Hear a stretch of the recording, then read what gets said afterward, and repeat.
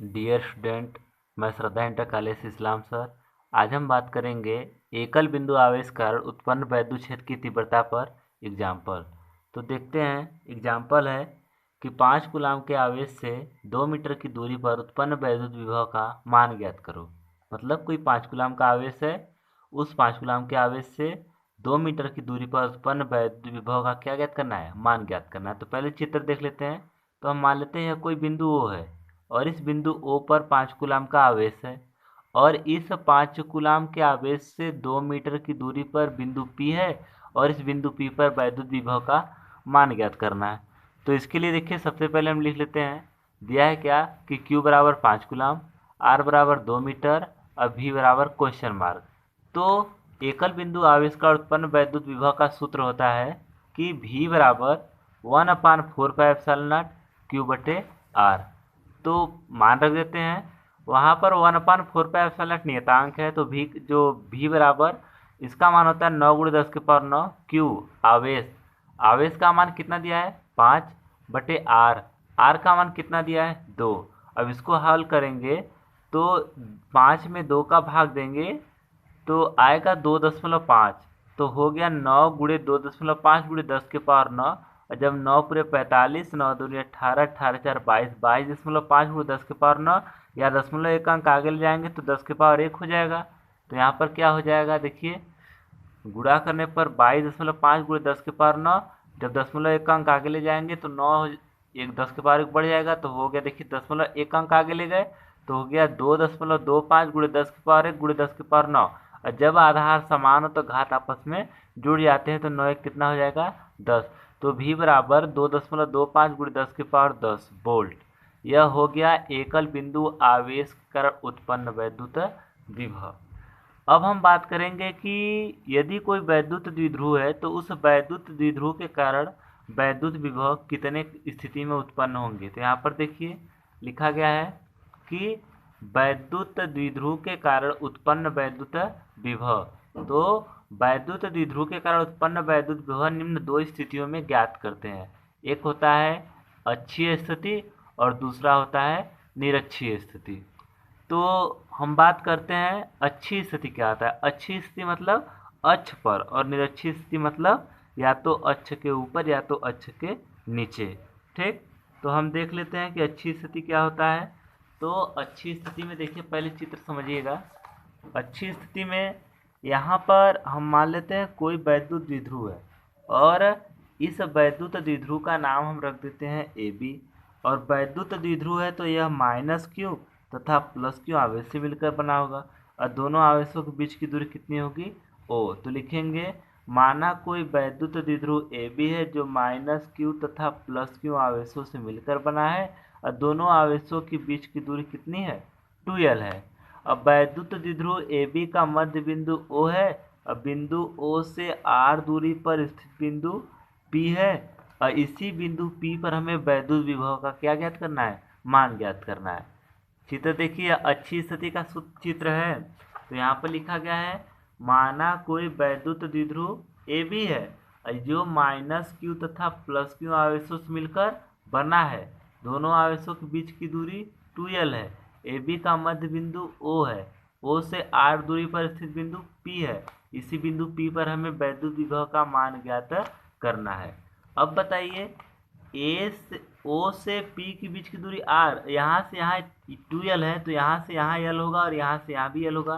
तो B से P के बीच की दूरी R - L और A से P के बीच की दूरी हो जाएगी कितना, R + L। तो यहाँ पर देखिए, चित्र देखते हैं निरक्षीय स्थिति की। लिखेंगे क्या, देखिए, अच्छी स्थिति में कि यह देखिए वैद्युत द्विध्रुव 2 स्थिति, एक होता है अच्छी स्थिति, एक होता है निरक्षीय स्थिति। तो अच्छी स्थिति क्या होगा, लिखेंगे, माना कोई वैद्युत द्विध्रुव AB है, माना कोई वैद्युत द्विध्रुव AB है जो -Q तथा +Q आवेशों से मिलकर बना है, जो -Q तथा +Q आवेशों से मिलकर बना है और दोनों आवेशों के बीच की दूरी 2L है। और दोनों आवेशों के बीच की दूरी कितनी है, 2L है।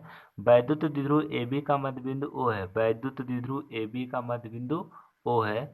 अब बिंदु O से R दूरी पर स्थित बिंदु P है। बिंदु O से R दूरी पर स्थित बिंदु P है और जिस पर वैद्युत विभव का मान क्या करना है, ज्ञात करना है। ठीक ना। चित्र एक बार हम देखिए फिर से यहाँ पर बना दे रहे हैं कि यहाँ पर हम मान लेते हैं, माना यह कोई वैद्युत द्विध्रुव है और इसका नाम धर दिए ए और इसका नाम धर दिए बी। तो माना कोई वैद्युत द्विध्रुव ए बी है जो माइनस क्यू तथा प्लस क्यू आवेशों से मिलकर बना है। दोनों आवेशों के बीच की दूरी 2l है। ए बी का मध्य बिंदु O है। O से r दूरी पर स्थित बिंदु P है जिस पर वैद्युत विभव का मान ज्ञात करना है। तो यहाँ से यहाँ के बीच की दूरी l, यहाँ से यहाँ के बीच की दूरी l, तो A से P के बीच की दूरी हो जाएगी r प्लस l और B से P के बीच की दूरी हो जाएगी r माइनस l। ठीक।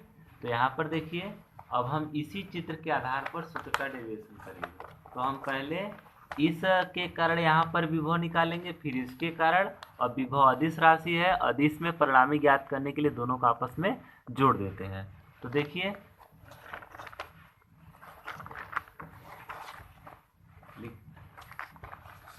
लिखेंगे कि चित्र से स्पष्ट है कि, देखिए यहाँ पर चित्र से स्पष्ट है कि बिंदु A से P के बीच की दूरी r प्लस एल, A से P के बीच की दूरी r प्लस एल तथा B से P के बीच की दूरी कितना होगा, r माइनस एल होगा।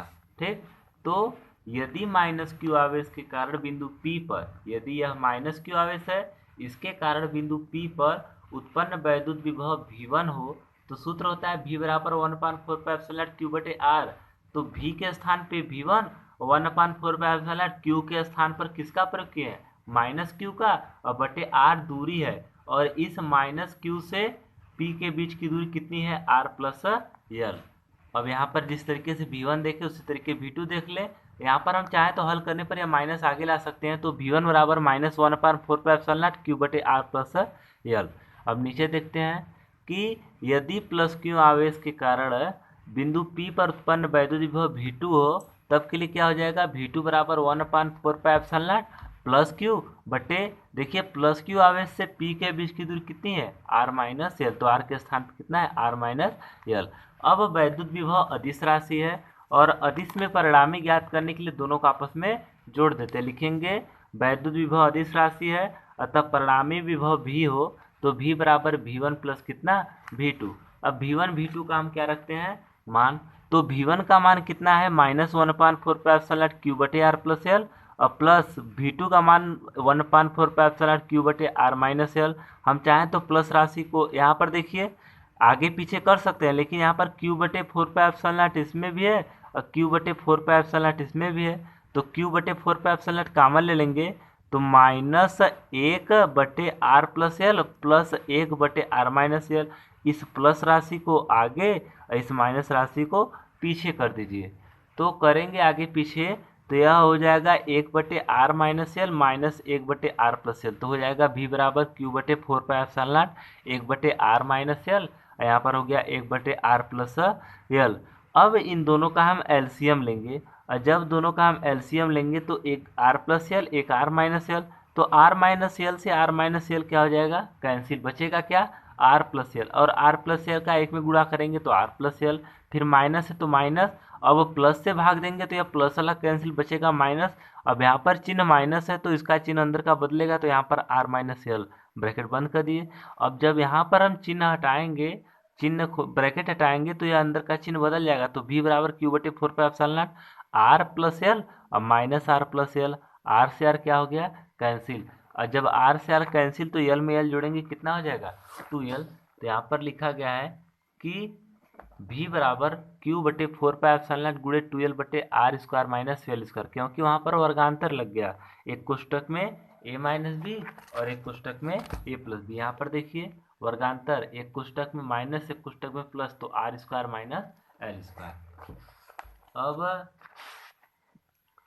अब हम देख लेते हैं कि यह l जो है वह बहुत ही छोटी राशि है और इसका वर्ग करने पर यह और छोटा हो जाएगा, इसलिए इसको हम छोड़ देते हैं और इसे हम उत्प्रेक्षणी कर देते हैं।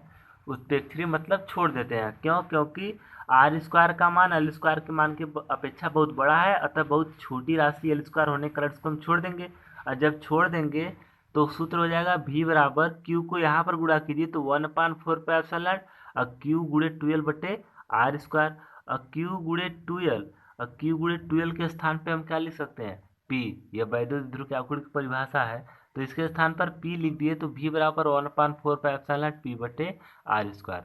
तो इस तरीके से हम अच्छी स्थिति के लिए सूत्र ज्ञात किए। तो अच्छी स्थिति का सूत्र क्या होता है कि v बराबर 1/4 पी बटे आर स्क्वायर।